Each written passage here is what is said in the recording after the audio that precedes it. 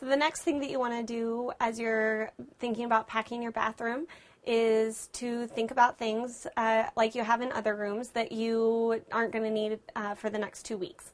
So in your bathroom, some of those things might be, for women, things like your curling iron or your straightening iron or your hair dryer. If you don't use those every day, then you can go ahead and pack those. Any kind of, pretty much top shelves are always a good place to look for things that you don't use very often. So up on my top shelf, I have several little storage bins with things that I don't use every day and haven't used in probably a month, but they're the kind of thing that I need.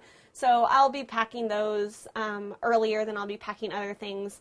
Other things might be like lotions that you don't use every day, or hair products, these kinds of things. So again, like we did in the office and in our living space, to go through every drawer and every cabinet and just start pulling out things that you don't think that you're going to need in the next 2 weeks.